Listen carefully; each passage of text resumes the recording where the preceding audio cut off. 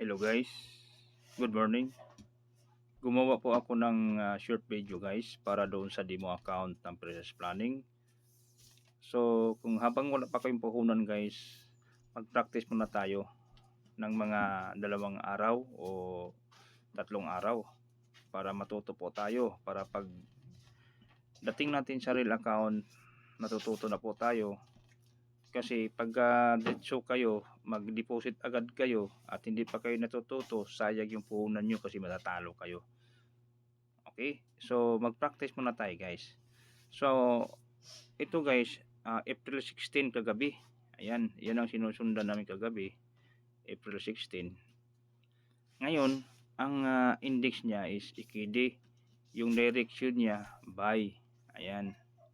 So yung entry time niya guys, 8:12. So yung deadline niya guys, 8:18. So yun ang sundan natin guys na direction. So ngayon guys, punta na naman tayo sa apps ng Princess Planning. Ayan. So click natin yan. So kasunod guys, kailangan natin punta sa Me, mag-log out tayo. I-click natin itong Me. Ayan. So log out tayo guys ha. Itong log out. Ayan. Sunod guys, sa nakikita nyo guys, itong demo account, i-click po natin yan. Ayan. So ngayon guys, ang kasunod dyan, punta tayo sa market. Click natin market. Kasunod, index. So ito index. So i-click natin index. Kasunod guys, EKD. So nandito guys EKD. Click natin yan. Ayan. So ngayon guys, ang nakikita natin kanina, ang direction is buy. Ayan. I-click po natin itong buy. Ayan. Pagkatapos guys, dito naman tayo sa trading lot. Ayan o, trading lot. So palitan natin yung 1. Ayan. So ngayon guys, ituturo ko naman sa inyo itong formula ng trading lot. Halimbawa, ang puhunan nyo is 35. So ngayon, punta tayo sa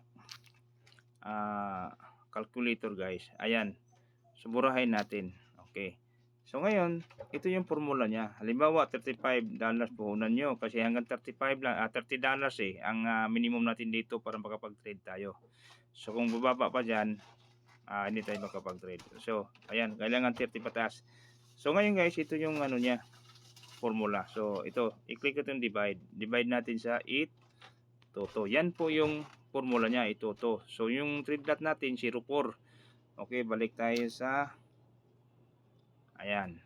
So ngayon, i-type natin yung 0.4. Ayan, kasunod guys, confirm na natin. Ito confirm. Okay, click natin yung confirm. I-click natin yung malit na arrow, 2 beses. Ayan. Isa pa. Ayan. So ngayon kasunod guys, itong position. Ayan, yan. Okay. Ayan guys. So ngayon guys, hintayin natin guys ng kasi ang trading nito 6 minutes. Okay. So guys, dito guys sa aking video, kasi huwag niyong kalimutan mag-subscribe, mag-comment at mag-like. So guys, so mayroon akong link dyan sa baba na ilalagay. So kung interesado kayo, pwede po kayo mag-fill up dyan. Okay. Ngayon guys, hintayin natin kasi 6 minutes trading tayo. Kahit hindi natin paabutin ng 6 minutes kasi practice mo lang to. Kahit i-close out na natin guys. Guys, paano mag-close out? Mag-close out dito. Ito guys, itong maliit na bilog. Ayan o, may sign na plus sa gitna. So yun ang i-click natin. So click natin yan. So nakikita nyo guys, may close out. Ito. So guys, i-close out na natin. Maya pa. Antayin natin, baka magandang mas maganda yung. So pwede natin i-close out. Sige, close out natin. Ito. So matalo man tayo manalo dito, walang saysay kasi lang tayo practice lang to. Okay, close out na natin. Pero tandaan nyo guys, 6 minutes trading tayo dito ha. Close out lang natin. Para hindi hahaba yung oras kasi practice mo lang to. Okay? Close out natin to guys. Ayan. So ngayon guys, tuturo ko naman sa inyo kung saan makikita yung income natin dito o talo natin. Dito guys oh. Ayan, click natin to.